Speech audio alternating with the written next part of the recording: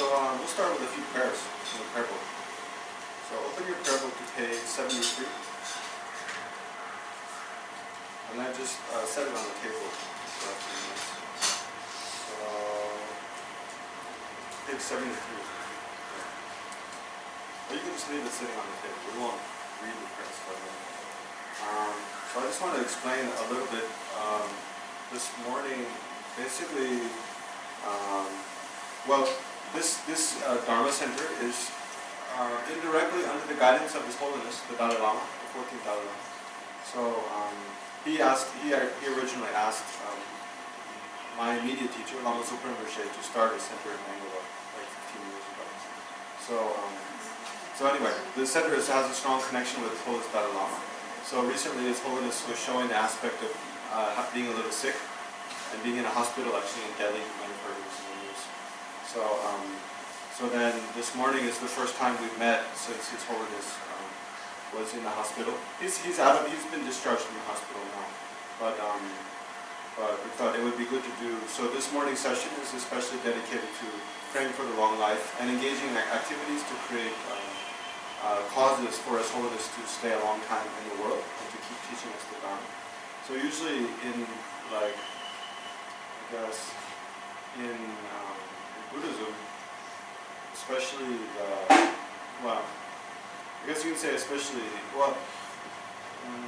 especially Mahayana Buddhism, you could say, or the Sanskrit tradition of Buddhism. When we look at the teacher, we usually think of the teacher as being an enlightened being, being a Buddha. So usually we think of His Holiness Dalai Lama. He's an emanation. He's not an ordinary human being. He's not an ordinary person, but he's an emanation of the Buddha of compassion, generosity, who has showed the aspect of taking an ordinary birth and being an ordinary person to study and teaching, and also having sickness and having an old age and all the things that an ordinary person has. It's not that he actually has sickness, but he shows that aspect in order to connect with us. So when he can, a Buddha that can stay in the world for as long as they desire. So when we make prayers for His Holiness, because He's showing the aspect of sickness, it's not that we're thinking, oh, he's sick and we have to pray to make him better, but rather He's showing the aspect of this sickness because we don't have the merit. We don't have merit to see him just in a pure kind of healthy aspect. So actually the sickness is a manifestation of our own obscurations. So we make prayers in order to purify our own karma, purify our own obscurations, and also to increase our own merit so that we have the causes to see His Holiness showing the aspect of having perfect health, living a long life, and that also to create the causes to have connection with Him from life to life to life, from not only in this life but also in future lives, so that we can continue receiving teachings and receiving guidance from His Holiness Dalai Lama and other holy beings. Right? So that's the kind of the way we think when we're doing prayer. So this morning's session, and we'll do some preliminary prayers, and then I'll explain the Bodhisattva, A Guide to the Bodhisattva's Way of Life by Shantideva, which is also, I'll explain later. And then, from 11:30 we'll do a special medicine puja, and then do a practice of making extensive offerings. So all dedicated to His Holiness Dalai Lama having a long and stable life. Okay. So let's start by just doing a couple minutes of meditation and generating a positive motivation. So sit comfortably in the meditation posture with your legs crossed, your torso erect, not leaning forward or back or left or right, sitting straight. The shoulders broad and open. Your hands in your lap, the right hand on top of the left, the tips of the thumbs touching, and resting in your lap just in front of your navel. And then take a few deep breaths. Relax. Let your eyes, either close your eyes or let them just fall at a 45-degree angle towards the ground, the eyes half closed. And then draw your kind of focus of vision in. And then let your mouth and lips rest in a natural position. And with the tip of your tongue, just gently touch the roof of your mouth just behind your front teeth. And then briefly scan through your body from the beginning of the crown of your head. Just briefly bringing your attention to each part of your body. And then if you feel any discomfort or tension, then relax that part of your body. So feel your weight, feel your body relax and your weight settle down onto your cushion.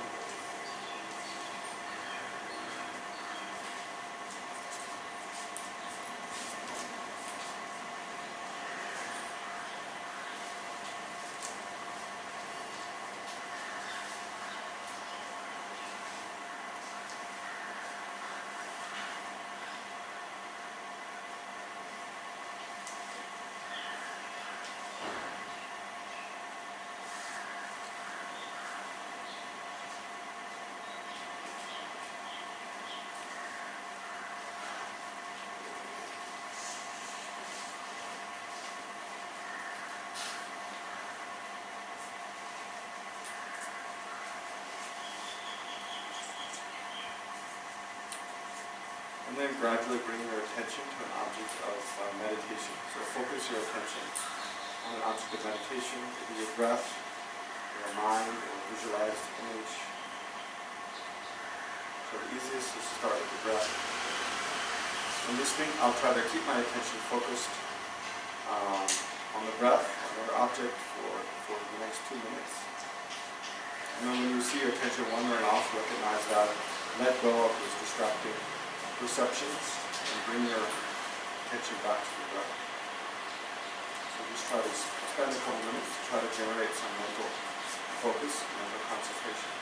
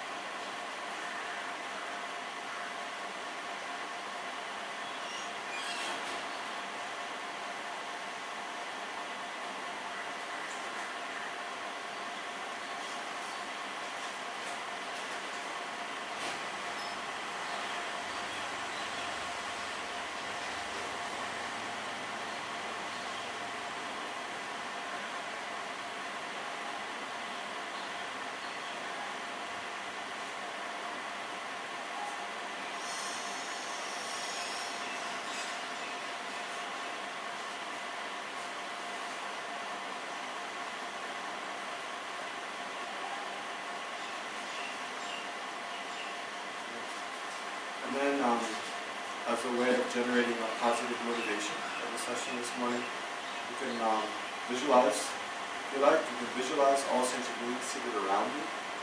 So we should begin with our father of this life, seated to our right. So think of your father of this life, imagine him seated to your right. And then to his right, then your other uncles, grandfathers, uncles, other male cousins, and male relatives, spouse or children. So all of your male friends and family. imagine them seated to your right and behind you. And then on your left, your mother, imagine your mother of this life seated. And then your grandmothers, aunts, and then other female family and friends seated to your left or behind you.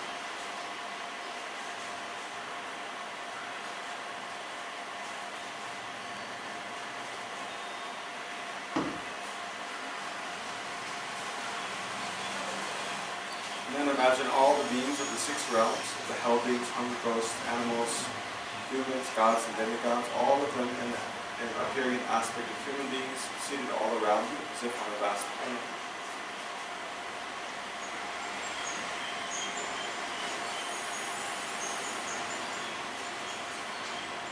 And then especially imagine those who you're most prone to become irritated and angry with, seated directly in front of you, facing towards you. So briefly reflect how all of these sentient beings are exactly the same as me in wanting, desiring happiness and well-being, and desiring to be free from suffering, and having the right to these and the potential for these.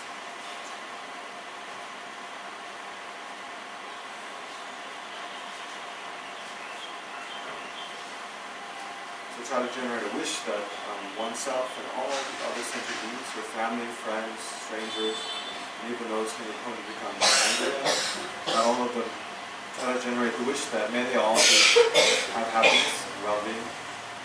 May they all be free from every suffering.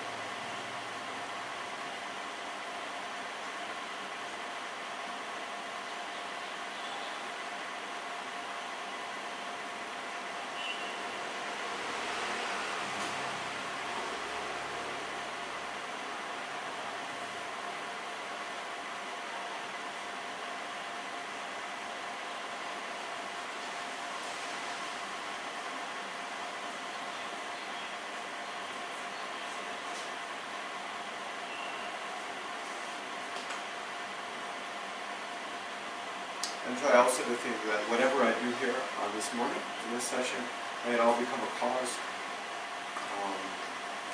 to bring about the well-being of myself and all other sentient beings. And may it all become a cause to reduce and eliminate the suffering of myself, suffering and problems of myself and all other sentient beings.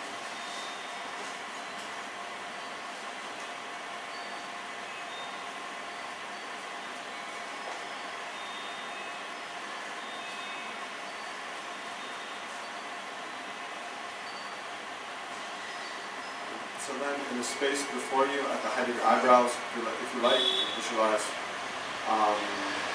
So we need guidance in freeing ourselves from suffering and benefiting others. So therefore, we visualize and make prayers to make requests to Shakyamuni Buddha.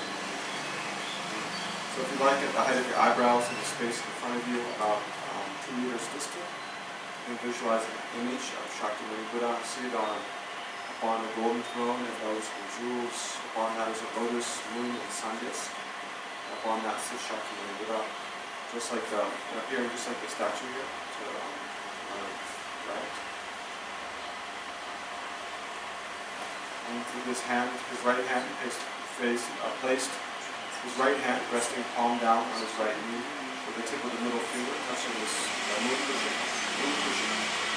upon which he sits, in his left hand, his lap, palm up, holding a baking bowl filled with nectar.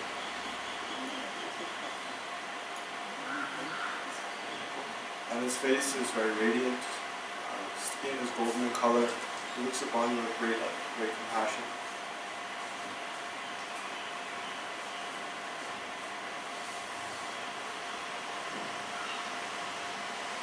And then, because this morning we're especially praying for the long, stable life of His Holiness the Dalai Lama, and if you like, you can also visualize His Holiness the Dalai Lama sitting just in front of Shakyamuni Buddha in the space in front of us.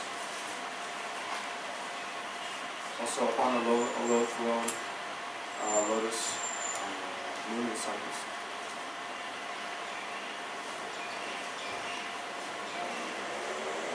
By thinking that, recognizing that His Holiness the Dalai Lama and Shakyamuni Buddha are of one nature, inseparable,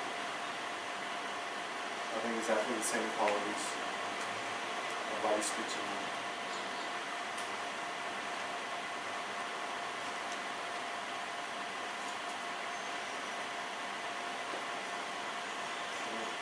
So then with whatever degree of faith we have in these objects of refuge, representing the Buddha, Dharma, and Sangha, and we can recite these prayers on page 73 in the prayer book.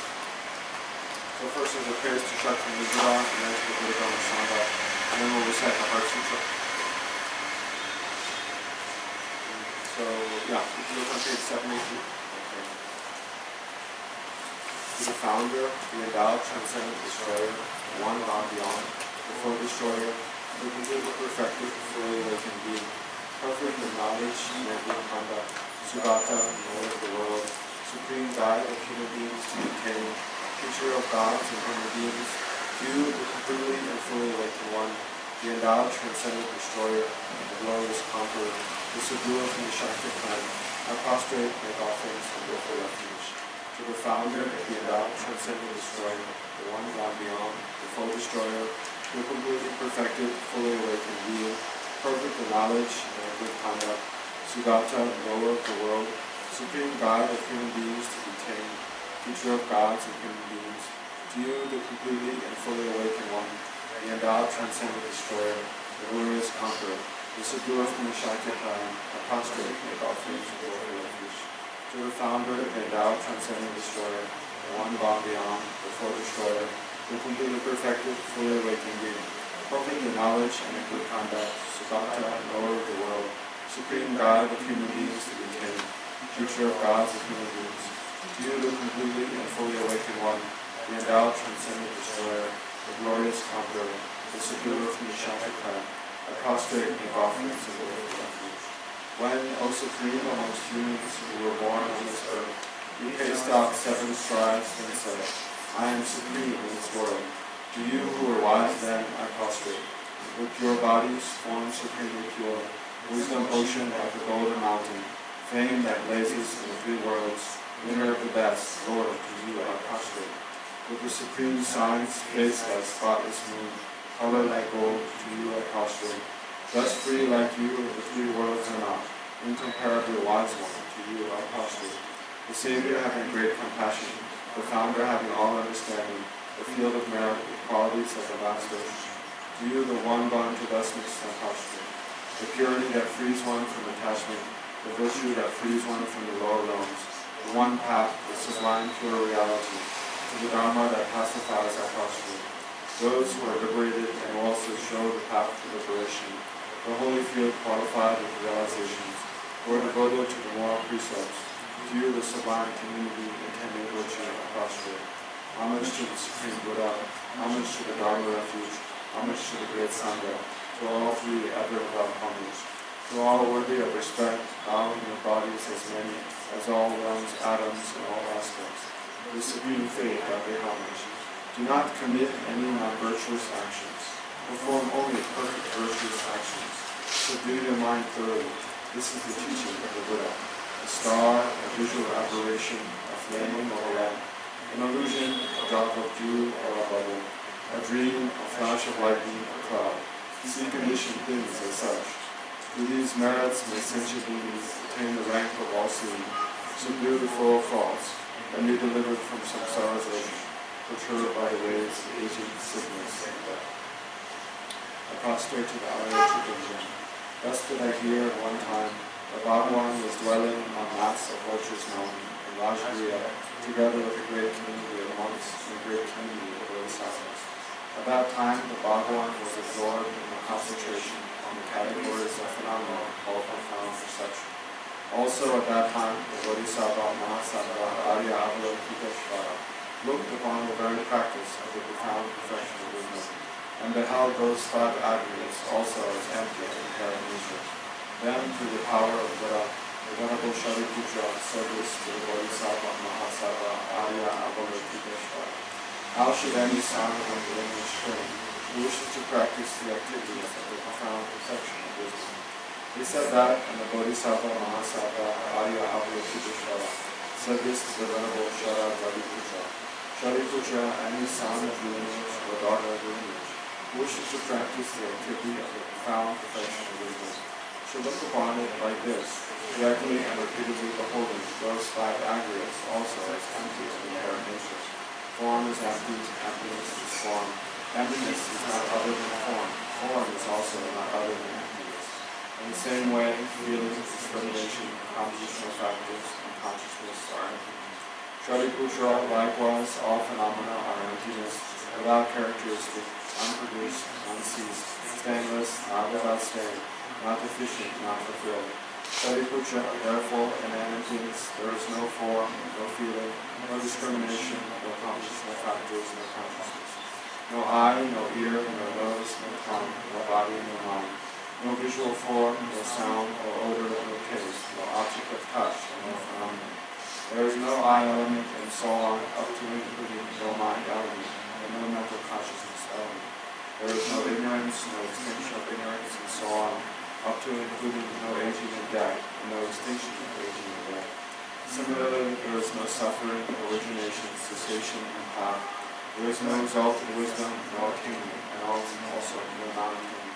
Shariputra, therefore, because there is no attainment, Bodhisattvas rely on and dwell in the perfection of wisdom, the mind without obscuration and without fear.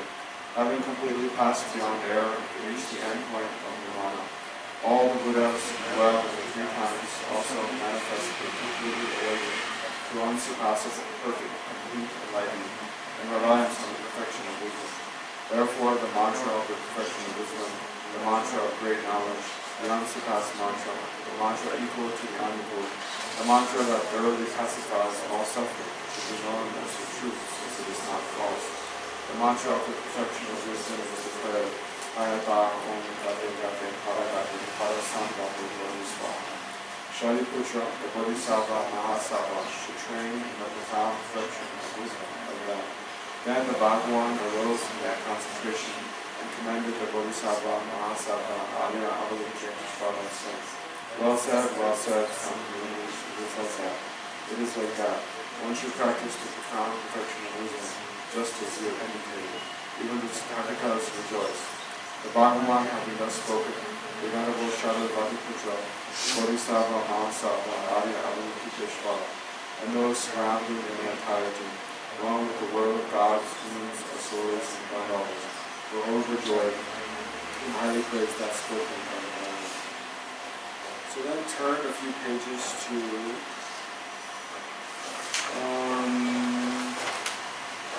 page 98. Page 98. We'll offer a short mandala and then request to turn the little Dharma and then refuge and Bodhicitta. Page 98. This ground, anointed with perfume, strewn with flowers, adorned with Mount Meru, 4 continents, the sun, and the moon. I imagine this as the Buddha field and offer, and all living beings enjoy this pure land. O holy and perfect pure Lama, from the clouds of compassion that form in the skies of your Dharma wisdom, please release the weight and vast of the fallen land, precisely in accordance with the needs of those to be trained.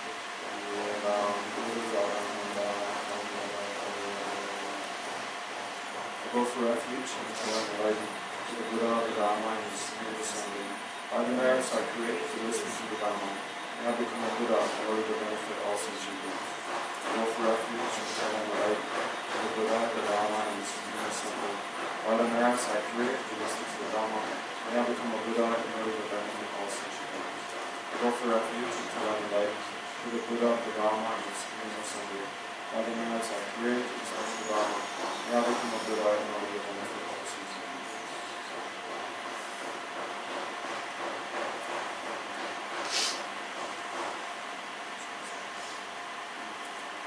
Okay. So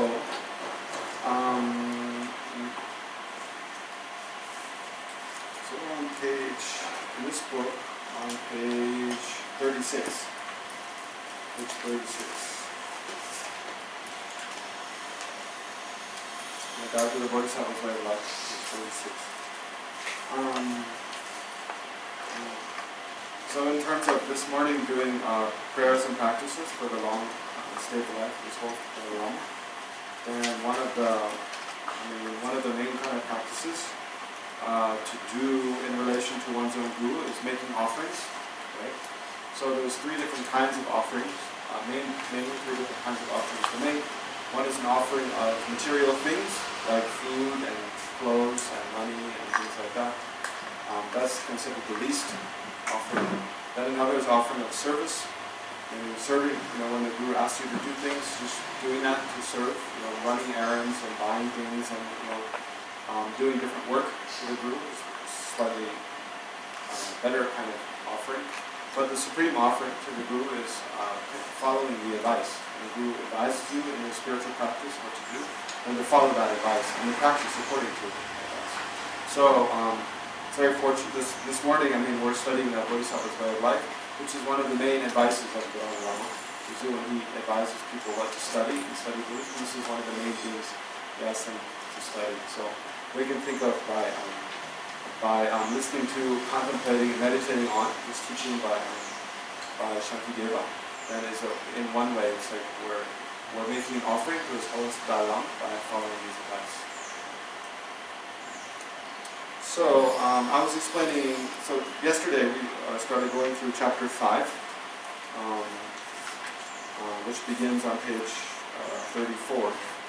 And we went through the first 14 verses yesterday.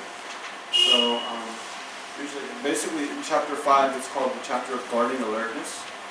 So it's speaking about how if we want to live our life with loving kindness and compassion, and specifically with this attitude that aspiring to achieve full enlightenment in order to work for the welfare of other sentient beings. So if we want to live our life with those attitudes, then it's imperative that we guard alertness. So what does guard alertness mean? It means that we pay attention to what's going on in our mind, right? Because all of our actions, of our speech and actions of our body, all arise from thoughts and intentions that we develop in our mind. So all arise from with our mind.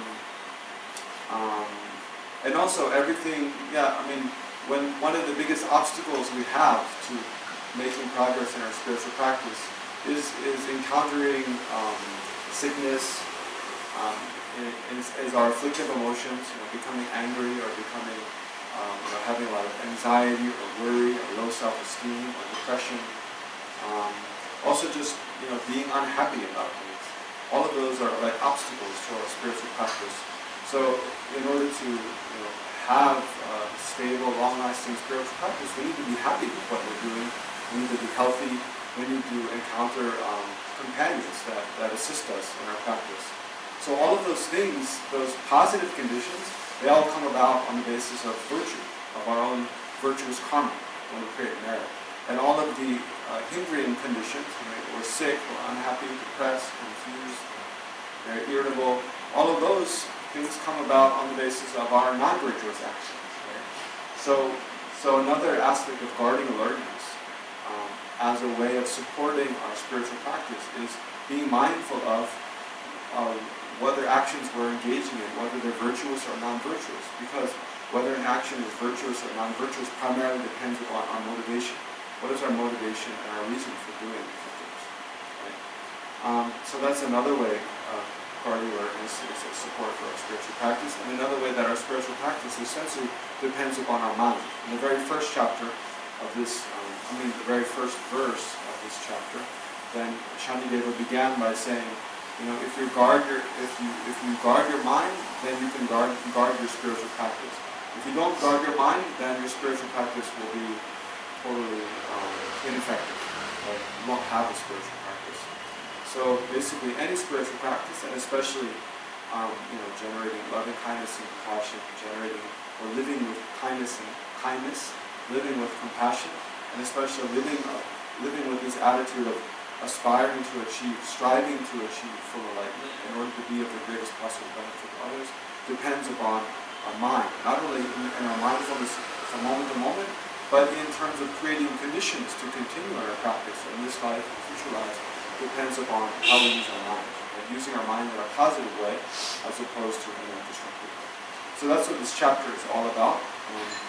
So yesterday we talked primarily about the faults of having kind of this kind of mindfulness or guarding alertness, and the drawbacks of not doing that, And then how all of our experiences, whether they're happy or pleasant or unpleasant experiences, how they all come from a mind, because they all come from karma.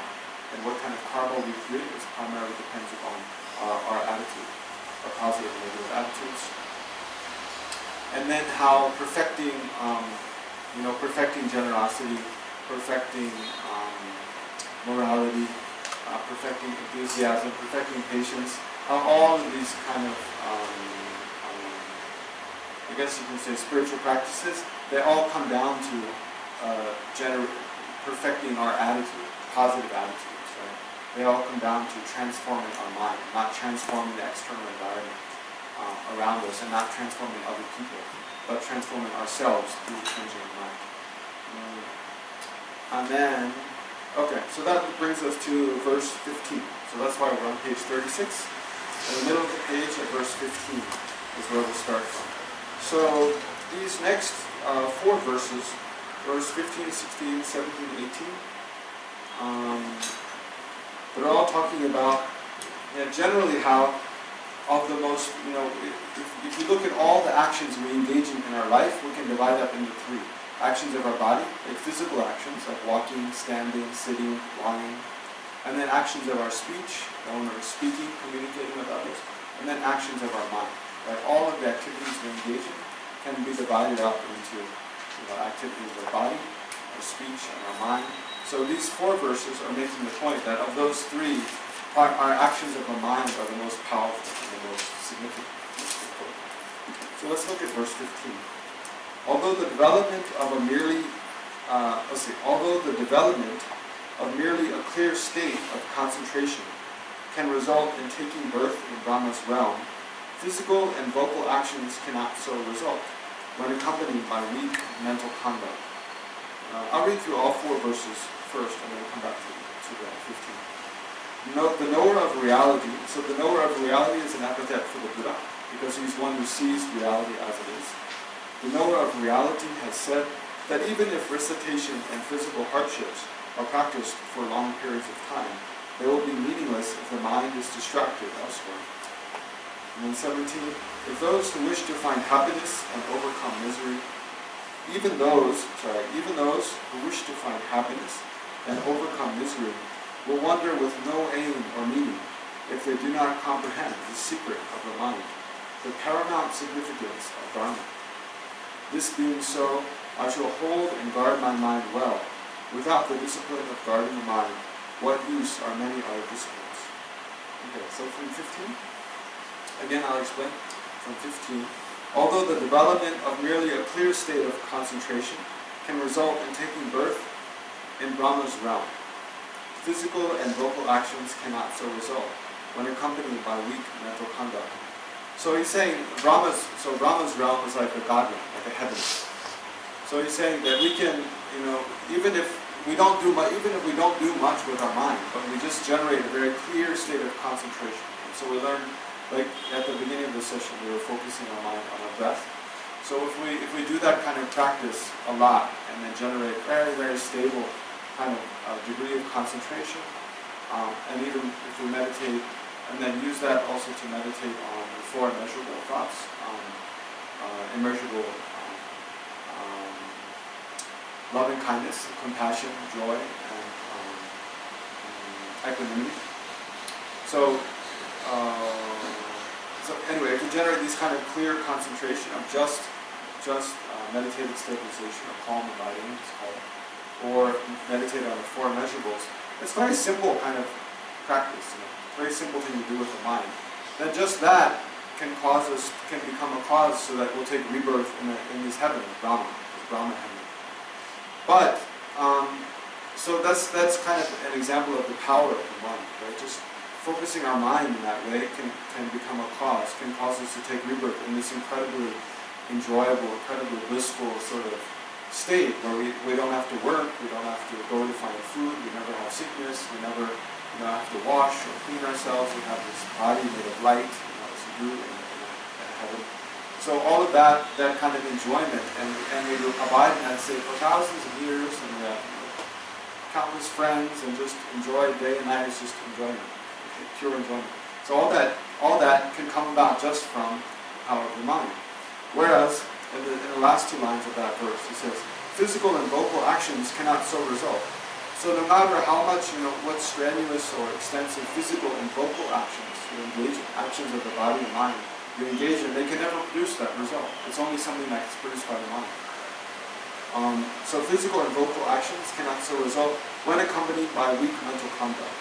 So if we don't train our mind well, then no matter what hardship and extensive and complex, unendurable sort of physical and vocal actions we engage in, they can never produce the result of weak power. Only the mind can do it.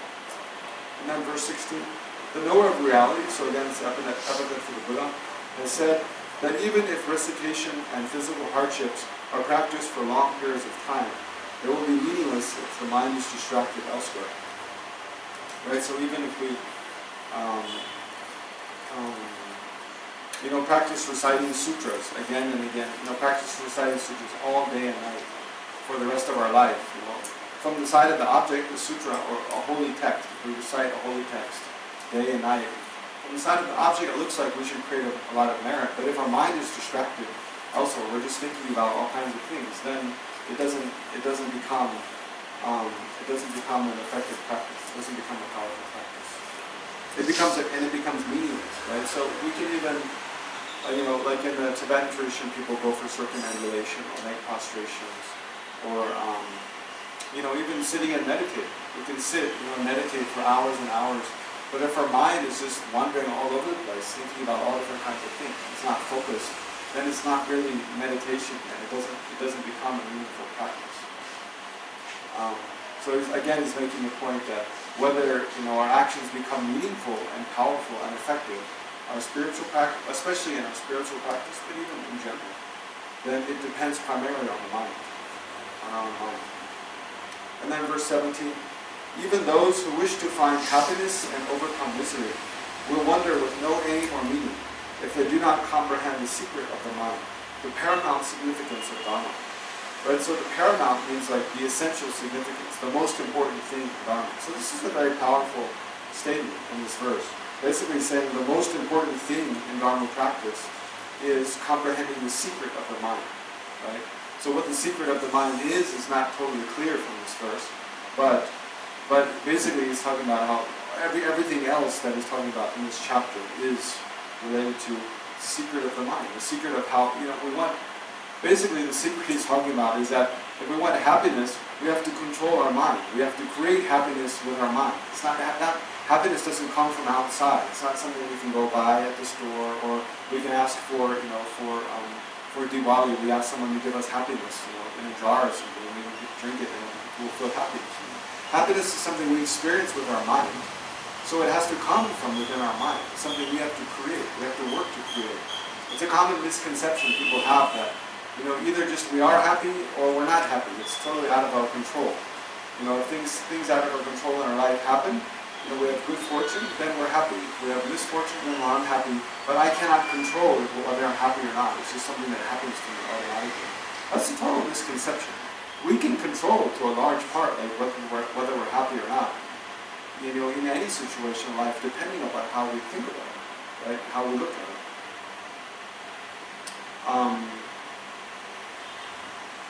So to look at this verse again, verse 17. Even those who wish to find happiness and overcome misery. So that's all of us, right? All of us wish to find happiness. All of us wish to overcome misery, to be free from misery. But even those who wish to find happiness and overcome misery will wonder with no aim or meaning if they do not comprehend the secret of the mind. Right? So it's saying if we don't understand that happiness and misery are things we experience with the mind and things that are produced by the mind, by our own mind. If we don't understand that, then we constantly seek, we seek the causes of happiness outside. We think, well, if I can only be with the people I want, if I can only be with my friends, I'll be happy. If I can only be with those family members, I'll be happy. If I can only be in that place, or go to that school, or have that particular job, then I'll be happy. If we always place the expectation, the burden for our happiness on external things, if people will only, treat me like this, I'll be happy. If I'm famous, I'll be happy. If I become wealthy, I'll be happy.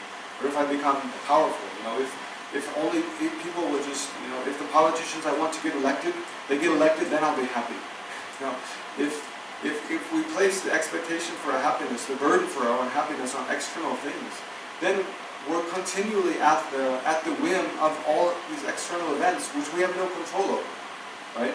So, and it's also, if we never take the responsibility for just being happy on ourselves, if we never see that I'm responsible for my own happiness, I have to learn how to be happy in life. You know, it's not something that happens automatically. Of course, sometimes we're just happy automatically without having to do anything. And that's, due to our good fortune and due to merits we've created in the past. But oftentimes it doesn't happen. Oftentimes we're just not happy and we don't know why. But as long as we don't see that we have to learn how to create causes of happiness within our own mind from day to day, then we can wander around searching for happiness we can go to every continent in the world. We can go to every planet. We can go to every planet in the universe. We can go to every city on earth. We can go meet everyone that's possible to meet. They'll never be able to make us happy as long as we don't take responsibility for ourselves. Right? So as long as we don't understand the secret of the mind, then we'll never have that lasting happiness. And it's the same with misery. As long as we really think, our unhappiness comes from outside. My unhappiness comes because I have that particular neighbor who wakes up in the morning and, crows like a rooster or something, or because I live in a place where it's too hot, or because, because I don't exercise enough, because I don't have the right clothes, or because, I don't have enough money. If we always blame our unhappiness on other things and we try to just change those things, but we never really take responsibility for changing our own mind, the way we think about ourselves, the way we think about other people, then we'll never be free from unhappiness. Right? So that's what he's saying. That's kind of the essence of Buddhist teachings, is that we all want happiness. We all want to be free from suffering, but people continually make the mistake that those things come from outside, that happiness comes from outside, that unhappiness comes from outside. And they don't take responsibility for learning how it's with our own mind that we produce our own happiness, or we produce our own unhappiness. Right? It's all comes from the mind. So again, it says, even those who wish to find happiness and overcome misery, which is all of us, will wander with no aim or meaning. It means they'll wander without being able to achieve that, basically. They'll wander with no aim or meaning, like their actions won't be effective or meaningful in achieving what they want, in achieving the happiness that they want. Yet, if they do not, or for as long as they do not comprehend the secret of the mind, the paramount significance of Dharma. So this is the essence of Dharma. And in another verse from the Sutra, the Buddha said,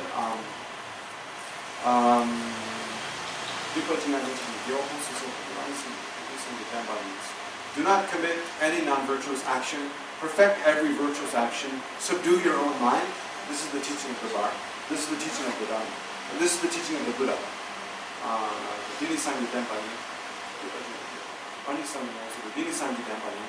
So this is the teaching of the Buddha. He summarized the essence of his own teachings. Shakyamuni Buddha did. He said, do not commit any non-virtuous action. Basically, don't lie, steal, kill, don't do anything that harms others intentionally. Perfect every virtue. Strive, to engage in virtuous actions, which are actions motivated by a sincere wish to bring about benefit for yourself, and sincere wish to bring about benefit for others. Right? Do things that are beneficial to yourself and others, like practicing generosity, being honest, being kind and considerate in the way you think about others, and the way you speak with others, being helpful whenever you can be helpful to others. Right? So perfect every virtuous action. Then how do you do that? Subdue your own mind, right? By subduing your own mind, that is how you accomplish those things. This is the teaching of the Buddha. So that's similar to this verse here. Okay, so then let's look at 18. This being so, I shall hold and guard my mind well. Without the discipline of guarding the mind, what use are many other disciplines, right? So that's quite self-explanatory. So then from 19, the next four verses, 19, 20, 21, and 22, all talk about, if we want to hold and guard our mind well, if we want to protect our mind, how do we do that? What are the techniques by which we do that? I think so. No, just something else. Anyway, I'll read first and then So read the next four verses. Just as I would be attentive and careful of a wound when amidst a bustling, uncontrolled crowd, so I should always guard the wound of my mind when dwelling among harmful people. And if I am careful of a wound through fear of it being slightly hurt, then why do I not guard the wound of my mind through fear of being crushed by the mountains of hell? Should I behave in such a way as this, then whether among harmful people or even in the midst of women or men, means even in the midst of our objects of attachment, the steady effort to control myself will not decline. It is better to be without wealth, honor, body, and livelihood, and it is better to let other virtues deteriorate rather than ever to let the virtues of the mind decline. Okay. So those virtues are about, those 4 verses are about the importance of guarding our mind, right, and guarding our attention. So, and he describes kind of how to guard our attention, especially when we're in dangerous circumstances in which we might, get upset. We might give rise to afflictive emotions. The foremost among which is anger, but also attachment, jealousy, arrogant pride, and so forth. So look at 19 again. It says, just as I would be attentive and careful of a wound when amidst a bustling, uncontrolled crowd. Right? So think about the example first. Imagine we just maybe a few days ago we scalded our arm with boiling water. And so then the skin's peeled off and we have an open wound on our arm. And there's a great danger that it could become infected. Right? If we're not careful, it'll be infected and then it'll become much worse. Right? So then, but it's it's we have to go to a big market or some gathering where there's a big crowd of people, right? And it's very crowded. We have to go on a crowded bus and stand with this crowd of people, and we have this open wound in our arm. So it's a little bit of a worry, right? When there's a crowd of people, there's a lot of disease, and someone might brush up against it or rub it, or it might, there's a lot of dust and stuff, so it might easily get infected. So we have to be very careful with it. So how do we be careful in that situation? First, before we go, we wash it well. Before we go to the crowd, we wash it well, then put antibiotic cream on it, and then put some gauze or something else over it, and then tape it up very well. And then when we're going, we kind of hold it close to us, so that other people don't bump into it. And we cover it with our, we wear a long sleeve shirt, even if it's hot out, we'll wear long sleeves or something to cover it so that it's protected, right? And then while we're walking, we're cautious not to get it wet or not to let other people bump into it, not to rub it against something. We're very mindful about it, right? So just like that, so this is an example for our mind, how to guard our mind, right? So then in the next 2 lines, he says, so I should always guard the wound of my mind when dwelling among harmful people. So, okay, what is it? It's not nice to talk about our mind as if it's a wound. It kind of sounds like, why do I want to think about my mind as a wound? But the analogy here is, just as if we have an open wound on our arm, there's a big danger it gets infected. If it gets infected, it becomes very painful. It causes a lot of problems, right? So like that, our mind, because we all have the imprints of becoming angry, jealous, and irritable, and greedy, and we have imprints of very disturbing states of mind from the past, right? So these imprints, they're like the seeds of weeds in a garden. In the garden, maybe the soil it's just flowers and the soil looks nice, but if there's the seeds of many weeds in there, when they meet the right conditions, then weeds will grow up and destroy all the nice plants in the garden. So like that, we all have the seeds of very disturbing emotions in our mind. So, and if those disturbing emotions meet the right conditions and we don't do anything to control them, then we easily become very angry, become very jealous, become very, very anxious, we become very unhappy. Right? So in that way, our mind is like a wound. There's the conditions within our mind such that if they meet particular circumstances, it becomes a big mess. Right? It causes us a lot of problems, causes other people a lot of problems, causes a lot of suffering in our life. Right? So in that way, that's what it's saying. Our mind is like a wound. It's like that. There's this, just like a wound has this danger of becoming infected and leading us to have a lot of suffering. Also, our mind, there's certain conditions in our mind where that pose the danger of it becoming infected with afflictive emotions and leading to a lot of suffering for ourselves. So therefore, if we think about like that, then just as we would be careful with a wound when we go among amongst a crowd of people, when we go amongst a crowd of people, we should also be careful with our mind. What kind of attitudes, what kind of thoughts am I having? What kind of ways am I looking at other people? How am I thinking about myself or thinking about others?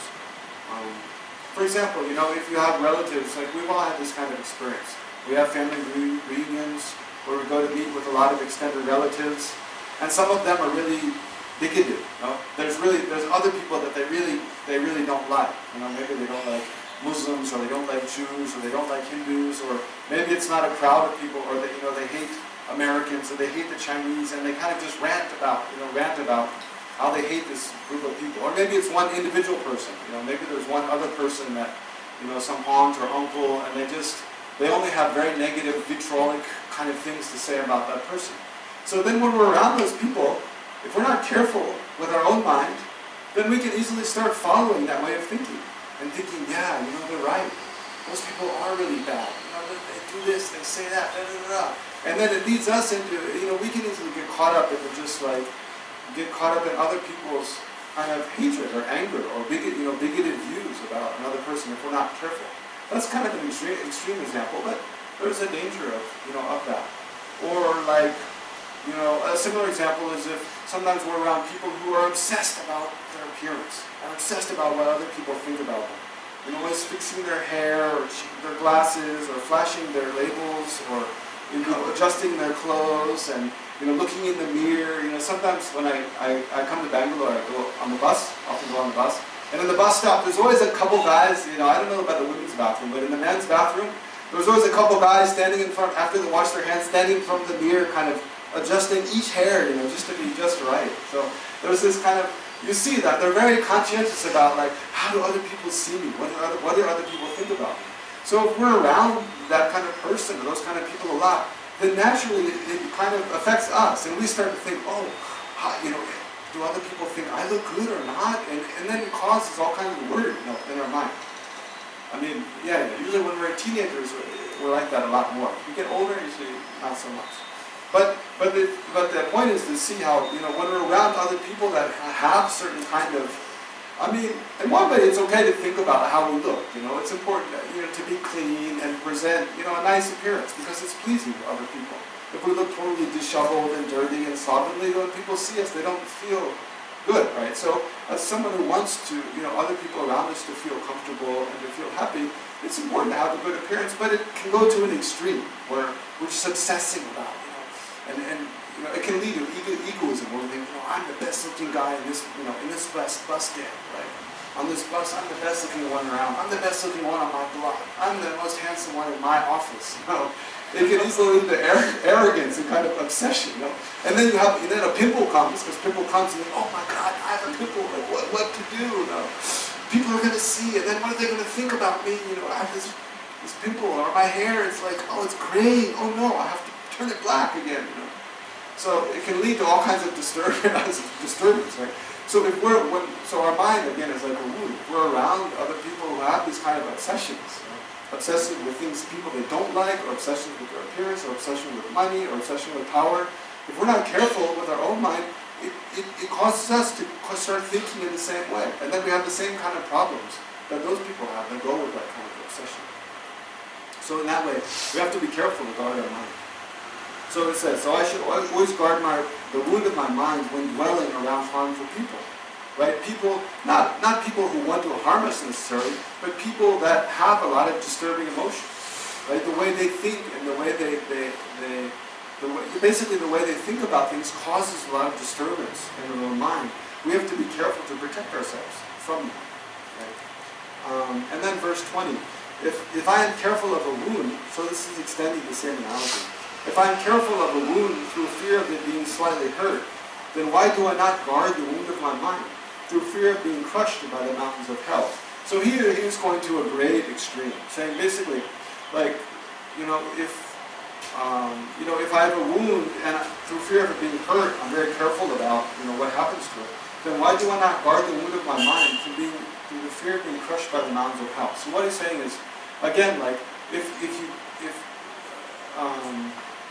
you know, you go around, basically, if we get very angry, if we make a habit of becoming angry again and again and again, if we're not being not seeing the faults of anger, not being careful to practice patience and loving kindness. So if we let ourselves be led into anger again and again and live our life with anger and do a lot of cruel things to harm other people, then we can create incredible negative karma. That negative karma, then when we die, it can ripen as take a rebirth as in a hot hell, in hell, like in this terrible, in this kind of type of existence where there's terrible, intense suffering. Like that's possible.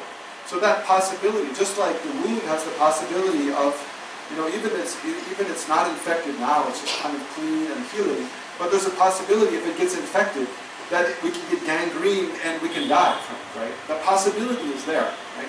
There's a danger of that. So that's why we have to protect it. So similarly, with our mind, we look like, well, what's the worst possible thing that can happen to my mind? Is that, it becomes totally overcome by the most intense, destructive, afflictive emotions, which anger, hatred, are the worst destructive emotions. But they don't only cause us unhappiness in this life, but in future lives they can lead us into incredible suffering, especially if we create intense non-virtuous actions like killing, especially killing and abuse, intentionally abusing others out of anger. Then we can create, we can create intense suffering, the suffering of the hells in the future, right? So seeing that danger, I mean that's an extreme, but even all the lesser dangers of not protecting our mind, then why are we not careful? Like what kind of attitudes we give rise to on our mind? So look at verse 21. Should I behave in such a way as this, then whether among, so he's saying if I'm mindful of this, mindful that if I'm not careful with how I think about things and what kind of attitudes I practice generating in my mind. So if I am careful about that, what do you say? Should I behave in a way such as this, then whether among harmful people or even in the midst of women or objects of attachment. So here he's mainly addressing an audience of monks. So then for monks, most monks, the object of attachment is women, so he's speaking about women. But if he's addressing an audience of women, then he would say even if you're amongst a whole bunch of young, handsome men, even in the midst of our objects of attachment, the steady effort to control myself will not decline, right? So if I'm aware of this danger of not protecting my mind, not guarding my mind, if I'm aware of that, then when I'm around people who might provoke me, cause me to become angry, or cause my attachment to arise, so being aware of the danger of those things arising, then the steady effort to control myself will not decline, right? The effort to control my mind, I'll maintain it because I'm aware of the danger of not doing so. Okay? Does that make sense? Yeah? What? It's a little confused? Yeah. Well, it's like this. Like, give an example. If you're walking, you say you go to visit like the Western Ghats. Go to visit Madikeri. You go to this very high mountain, and on one side there's a river. There's a cliff. You're walking along a cliff. At the bottom of the cliff, there's a rushing river, and there's no gate. There's no fence. There's no railing. There's just a cliff there. So then, if you're aware that if I make the step in the wrong direction and I fall over that cliff, it's going to be very bad. I'm going to fall a long ways and then maybe die on the rocks and maybe get swept away by a river, but I'll probably die, right? So if you're aware of that danger, then it makes you more cautious to walk a little bit away from the cliff, right? And not just to like turn your back and take a selfie like right on the edge, as people do now these days. So that's why people die from taking selfies by cliffs, because they don't recognize the danger. They don't see that, if I fall, like it's going to be very bad for me. They just think, it's so beautiful, I want all my friends to see me here. And then take the selfie and then fall off, right? So they're saying, don't be like that. Like, first recognize the danger. If I fall, it's going to be very bad. And then because of that, with the recognition of that danger, then act with caution. Walk, stay away from it. And when you're talking to someone, don't turn your back to it. When you're taking a picture, okay, take the picture, but don't step back, to get closer. Right? So similarly, just in the same way with that, recognizing danger and then acting with caution. It's saying, look at your mind. if you know you're going to be around, at your family reunion again, and you know you're going to be around this particular aunt that is always griping and grumbling and complaining about you and insulting you, and there's a danger you're going to get angry at her and blow up. Be aware of that first, and then when you're around those people, be aware that, oh, these people might cause me to get angry. If I get angry, it's going to lead to a lot of problems. So how do I practice patience? I'm really going to be mindful to not get perturbed, not let these people trigger me, not get kind of riled up by different things. Or in the same way, if you're around other, maybe you're I don't know, married and have a spouse, but there's someone else who you really kind of like, and you're going to be alone with them on a like, I don't know, a work kind of at a conference or something. And there's a possibility that, if you're not careful, you could do something that will totally destroy your actual relationship with your husband or wife. If you realize that danger, then you're being very cautious. And when you talk to them, you don't become too friendly. Never go, alone with that person somewhere, because there's a danger of your own attachment leading you into situations that actually you don't want to be in the long run, right? So it's like this: recognizing the dangers of our own mind, of giving rise to anger or attachment. Then when we're around other people who might provoke those things, being aware of that danger, being cautious, right? That's the meaning.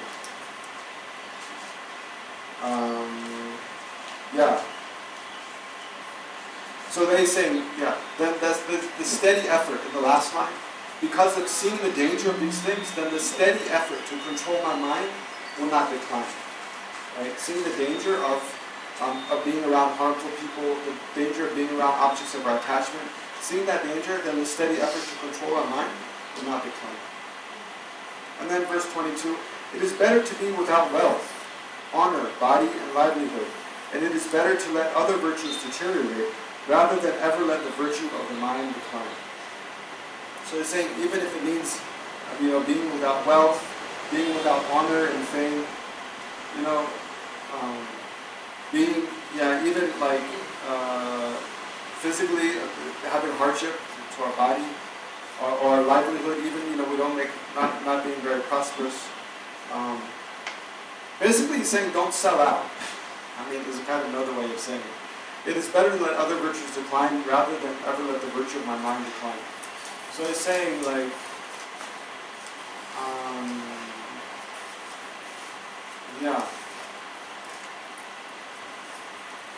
I don't know, it's a little difficult. This one's a little difficult to come up with an example. But, I mean, I think, one example is like selling out. Like,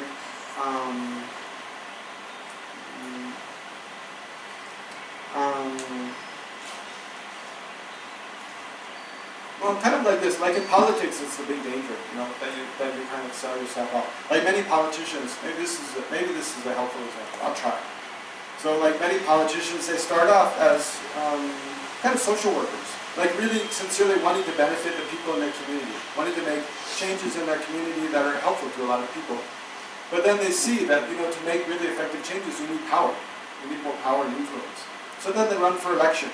But then, like, to win elections, you need a lot of money, right? So then you only get money from people who have a lot of money, wealthy people or wealthy organizations.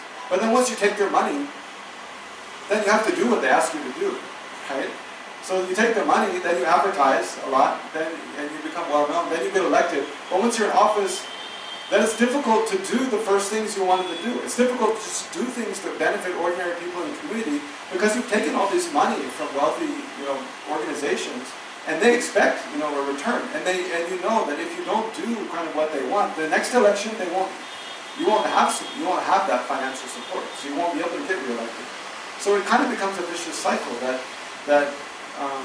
it leads you into, many people into this kind of selling out. I mean, you have to give up your initial principles that first led you into politics in order just to have more and more wealth, more and more power and influence, ostensibly so that you could accomplish the things you wanted to, but you have to compromise so many things on the way that in the end it can easily become that you totally lose the principles you started out with. So it's kind of saying like that, like, we should recognize that, this life only lasts for 100 years at most, right? So it's kind of like in this life, but it's not the case that when we die, we just cease to exist. But we don't have no experience after that. Even after we die, we continue in the next life. And the kind of, just like the kind of situation that we find ourselves in this life depends upon the kind of things we did in past lives. Like, because in past lives we created a lot of merit, we practiced pure morality, we practiced not harming others, we were very generous, and we practiced not harming the bodies of others, and so forth. Then in this life, we've been born as a human being, we have healthy bodies, we have prosperity, we live in a place where there's peace. Like, we created the causes to enjoy all those fortunate circumstances of this life, right? So we did a really good job in last life. But in this life, if we don't do that, again, if we use our life to harm others, we're totally amoral, we're very miserly, very greedy, and don't share with others. We lie, steal, cheat others. Then we create the causes that in the future life, it's like if we don't protect our mind from engaging in all these kind of non-virtuous actions out of anger and attachment and hatred, then in the future life we'll suffer the results of that. I mean, we will experience the suffering results of all those non-virtuous actions. So, but one of the things that might lead us to kind of give up our commitment to being, a kind person, an honest person, someone who doesn't harm others, attachment to wealth, attachment to power, attachment to fame. It's attachment to those things that can easily and that can easily cause us to like sell out in a way. So he's saying, like compared to like living a virtuous life, having a virtuous attitudes all the time, having positive attitudes all the time, having sincerely, attitudes, sincerely wishing to benefit others all the time. Compared to that, then that should be foremost, I guess. That should be the most important thing in our life, and we shouldn't sell that out for wealth or honor or for just to be handsome or attractive or to have kind of livelihood is basically the same as wealth, like for promotions, I guess, in our job, in our career. So it's better to let all those things decline rather than it's better to let all those things decline and just be a good person, basically. It's basically saying being a good person is the most important thing. If we have to give up being a good person in order to get wealthy, in order to be powerful, in order to be famous, it's totally not worth it. Maybe in this life you have a little worldly success, but in the next life it will be very difficult. Right? So rather than that, it's not that those two are necessarily contradictory. I mean, we can be a good person and also be very wealthy. We can be a good person and also have, it's possible, but not always. Right? Sometimes, if it comes down to only one or the other, be a good person. Put that first rather than other things. So, that's where we'll stop today. Do you have any questions about anything we've gone through, verses 14 through 22? Yes?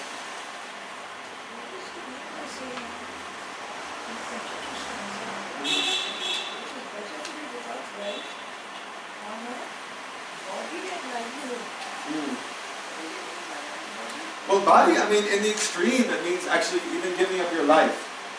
If it comes to some situation where you have a choice between, like,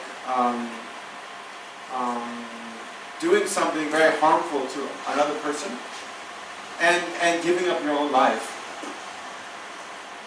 like, or another way to put it like this: if you come into a circumstance where either you have a choice between protecting your own moral principles, protecting your own principles of what it means to be a moral person, a good person, or giving those up but at the cost of your life. Right? It's either you have a choice between protecting your moral principles and giving up your life. It's saying it's better to give up your life. Right? That's quite commonly said in the Buddhist teachings, other places as well. Like you can imagine, there's situations in warfare, where, like, say, one warring faction, they recruit they overtake a town, they overrun a town or village, and they tell all the young men there, either you join us and fight with us, or we're going to kill you. Right? So, I mean, and if it comes down, and it can even come to a specific situation where they tell, you know, a person like that, a young person like that, like, either you kill this person, like say you're from the same tribe or the same community, either you kill this other person or we're going to kill you. Then they're saying it's better you just voluntarily, you give up your life. It's better to give up your life and protect your pure morality than it is to give up your moral principles and preserve your life. That makes sense? Yeah. Because, and the reasoning is because this life, if you give up your life, if you're killed by someone, but you protect your morality, that protecting your pure morality will lead you to very happy future life, right? But if you give up your morality and you protect this life, then that negative karma you create by, in this example I was giving, by killing someone else, that karma will eventually, even though in this life you can live, some years longer, but the karma eventually will catch up with you and cause you to have suffering for many lives. So just in terms of, and I mean, not to mention those other, like you'll be prone to do those amoral things again in the future, right? And you'll be born in a very bad place and take a very suffering rebirth. So, so even just looking at your own welfare, it's better to protect your morality than it is to protect your life at the cost of giving it. Yes? So, actually, we can follow the virtuous actions, and at the same time, we are feeling like we are missing something, right? The materialistic things. Yeah. We are feeling that we are missing. Yeah. For example, action of you can say the body. So we want to watch something. Yeah. Through eyes, we want to listen some music which we are interested. Yeah. So these things actually, maybe the lyrics are actually not good, but we like the music. Yeah. Or we are just enjoying that fun, right? Yeah. But actually, those lyrics actually not really having beneficial. Yeah. So, but still we liking to do that because we want that, that feeling we want that. Yeah. So is it good to have some balanced life, like having some? Yeah, it's good. I mean, you can't expect you're just going to be a saint just from tomorrow or something. Like it's you have to have balance. I mean, if there's songs you really like because you listen to them from when you were a teenager until now, and you just like. But now you have but you see that maybe those lyrics though they're just causing me to have more attachment or whatever. They're not good for me. Then you could listen sometimes and enjoy, but also think about, is this really good for me in the long term? So, I mean, gradually, if you use wisdom, then gradually you come to the conclusion. Actually, the desire just becomes less because you see that, where is it really leading me? Listen to this song again. Okay, once, twice, maybe nice, but then, then what's the point? Actually, recently, I used to listen to Led Zeppelin a lot when I was a teenager. I don't know. I loved it then. So just recently I heard a couple Led Zeppelin songs. And at first the song sounds nice, but then I listened to the lyrics and I just realized, it's total garbage. I used to think when I was a teenager, I used to think, it's so deep, so meaningful, so incredibly profound. I'm not sure what it means, but it sounds very profound. Now I listen to the lyrics and I think it's just total nonsense, just total ridiculous. Most of it, even Stairway to Heaven is one of the most famous Led Zeppelin songs. Even what it's talking about, it's like a woman who wants to go shopping at an expensive kind of apartment store or something. I don't know. It's like, what? I mean, maybe there's some meaning there. I wouldn't totally discount all lyrics. But a lot of things, something that's very appealing at one point in our life or at one time. Then when we think more deeply about what is the meaning of life, how do I want to use my life? And especially this perspective of past and future life and the possibility of enlightenment, it can radically change our perspective. And this observation that, where does happiness really come from? Does happiness really come from external things, or is it more something that comes from within the mind? So as you learn and think about these things and come to your own conclusions, then naturally the way you regard, food, music, vacations, other relationships with other people, all those perspective changes. And then, then it becomes not easy to give up things that you see are not really helpful for you and are a distraction or are even harmful. But the change should be based on wisdom, rather than just basing changes on this kind of moralistic like dogma. You don't want to just force yourself to stop listening to rock music because I'm sure the Buddha would say rock music is bad, so I'm just going to stop listening to that. Without really understanding the reasons and coming to the understanding of those reasons for yourself. Like, it's important to, and that way it's good to experiment. Okay, maybe that if I listen to that kind of music, it doesn't have a good influence on my mind, but I'll listen again and see. What is it saying? How does that affect my mind? And then when you see it really does have a detrimental effect, then it becomes easy to leave. So what you're saying is that as we grow in awareness, these things will drop away on their own. Yeah, on their own, but not totally on their own. We have to try to cultivate our awareness, and then check, experiment. How when I go to this place, when I listen to this music, how does it affect me? When I eat this food, how does it affect me?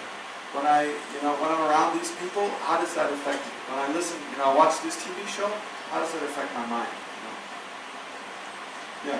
And then, so if you keep analyzing, learn, study spiritual teachings, think about it for yourself, and then see what does that mean about how I change, my lifestyle.